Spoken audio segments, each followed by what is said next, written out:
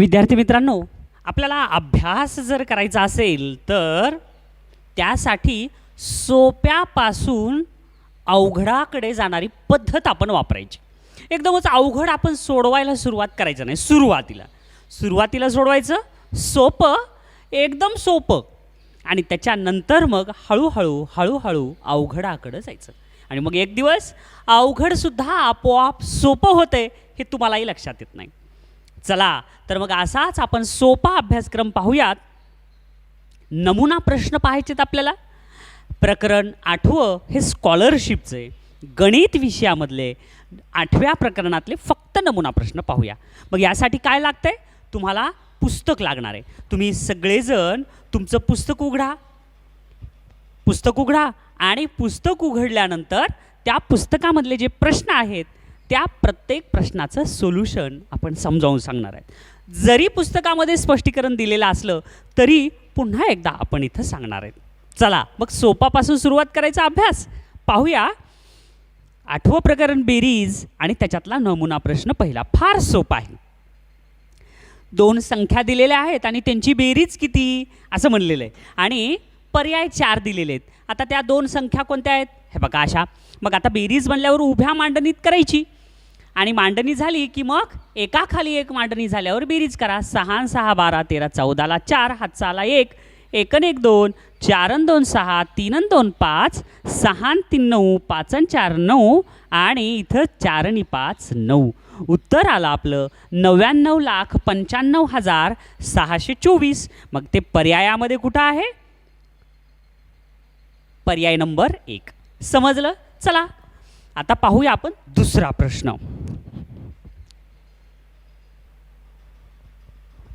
आणखीन एक सोपा प्रश्न पाहूया. काय दिलेला आहे? जर आणि उभ्या मांडणीतली बेरीज दिली आहे आणि त्याच्यात काही बॉक्स दिलेले आहेत आणि पुढं काय लिहिलं आहे? तर रिकाम्या चौकटीत कोणता अंक असेल असं म्हणलं आहे. मग बघा आता हे प्रश्न असा आहे. मग आता ह्या रिकाम्या चौकटीत कोणता अंक येईल हे आपल्याला सांगायचं. किती सोपं आहे मुलांनो. पहा बरं, 9 आणि 4 आता बेरजेचं गणित आहे. 9 आणि 4 13ला 3, हातचा आला 1. मग आता या चौकटीत कोणता अंक घ्यावा? म्हणजे आता बेरजेचं तर आहेत, हे 6 आणि 1 7 झालेले आहेत. म्हणजे इथं 6 येईल. इथले 6 जर घेतले, 6 आणि 6 12 आणि 13 ते येणार नाही. 5 घेतलं तरी येणार नाही. 9 घेतलं तर 9 आणि 7 16ला 6 आलं. मग आता इथं जर 9 हे उत्तर आलं तर इथं पण 9 हेच उत्तर करेक्ट येईल. बघा 9 आणि 7 16ला 6, हातचा आला 1, 8 आणि 4 12ला 2, हातचा आला 1, 7 आणि 9 किती? हातचा आला 1 आला होता. 7 आणि 8, 8 आणि 1 9, 7 आणि 1 8 आणि 8 आणि 9 किती होईल? 17ला 7, हातचा आला 1 3 3 6. समजलं? तर अशा पद्धतीनं आहे मुलांनो. मग याचं उत्तर पर्याय नंबर 3. चला पाहूया पुढचा नमुना प्रश्न. बघूयात अजून एक सोपा प्रश्न. काय सांगितलंय? एका संख्येतून 3,57,528 ही संख्या वजा केली असता उत्तर 5,28,423 मिळते. तर ती संख्या कोणती असं आपल्याला म्हणलंय. मग आता असं जर असेल तर हा प्रश्न इतका सोपा आहे ना. उदाहरणार्थ तुम्हाला सांगतो.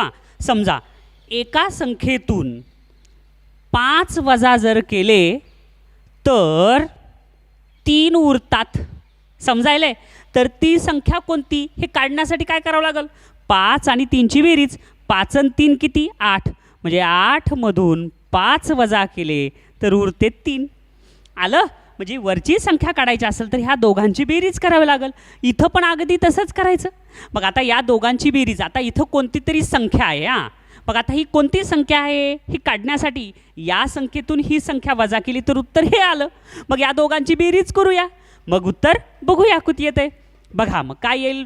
8 आणि 3 11ला 1, हातचा आला 1 2 आणि 2 4 आणि 1 5, 5 आणि 4 9, 7 आणि 7 14 आणि 1 15ला 5, हातचा आला 1, 5 आणि 3 8 आणि इथं 3 आणि 5 8, 8,85,951.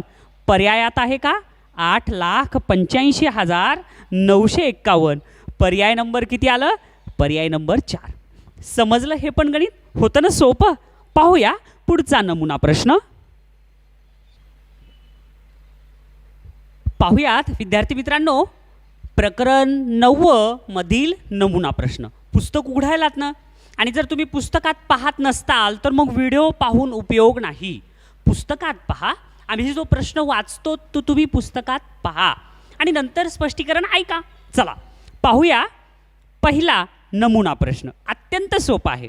काय सांगितलं इथं बघा, 5 लाख वजा 1,98,000 या वजाबाकीचे उत्तर किती.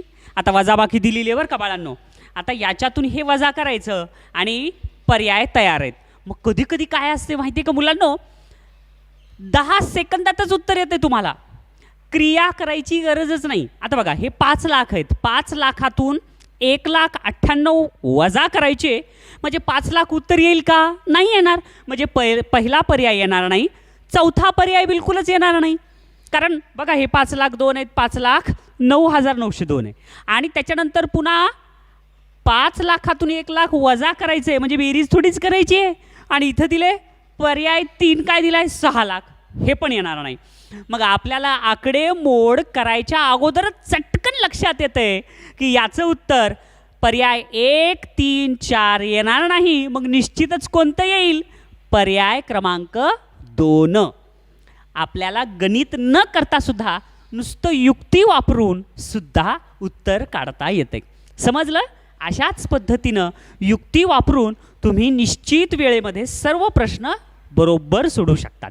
पाहूया पुढचा प्रश्न.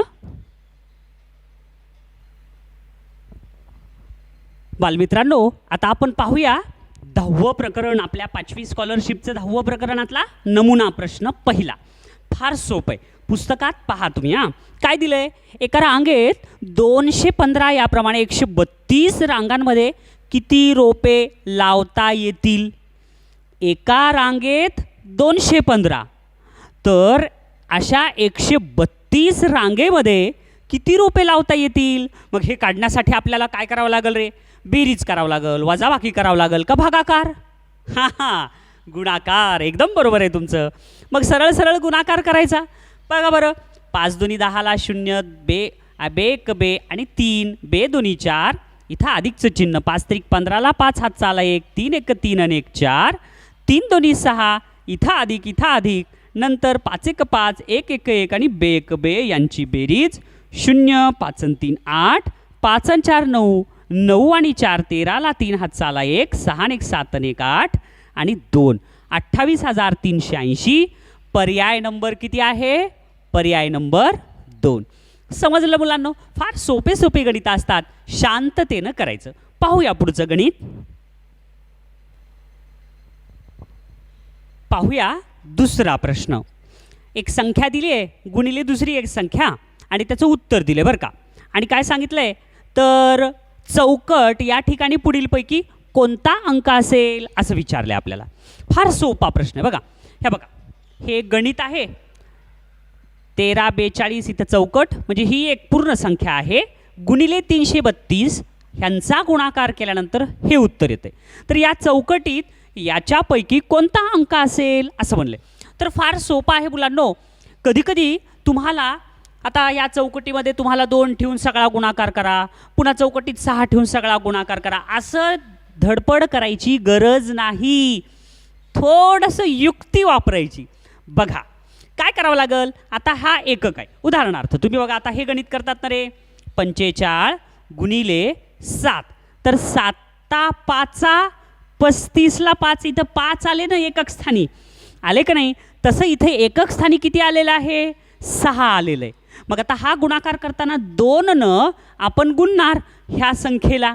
मग आता 2 गुणलं तर 6 यायला पाहिजे. मग बघा बरं, मग मला सांगा, या 2 ह्या बॉक्समध्ये जर 2 ठेवलं तर 2 2ला गुणलं तर 4 येत आहे, इथं 6 आहे. मग हे उत्तर बरोबर नाही आहे. मग 2 आता या बॉक्सच्या जागी 6 घेऊ. मग 2 6ला गुणलं तर 6 2 12, 12 म्हणजे 2, अरे इथं 6 आहे, मग ते पण नाही येणार. मग 2 4ला गुणलं तर 4 2 8 आणि इथं 6, ते पण नाही येणार. मग आता उरलं काय? 8च. आता 2 जरा 8ला गुणलं तर 8 2 16, 16ला 6, हे आलं ना उत्तर. म्हणून अशा वेळेस युक्ती वापरायची आणि युक्तीनं तुमचं उत्तर फक्त 10 सेकंदाच्या आतच, 10 सुद्धा सेकंद लागणार नाहीत, 10 सेकंदाच्या आत 5 सेकंदात तुम्हाला उत्तर कळतंय. समजलं मुलांनो? चला, हा प्रश्न समजला असेल तर पुढचा पाहूया.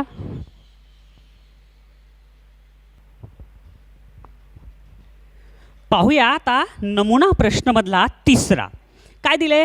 समीरकडे 2000 रुपयांच्या काही नोटा आहेत. त्यांची एकूण किंमत पुढीलपैकी कोणती असू शकेल असा प्रश्न आहे.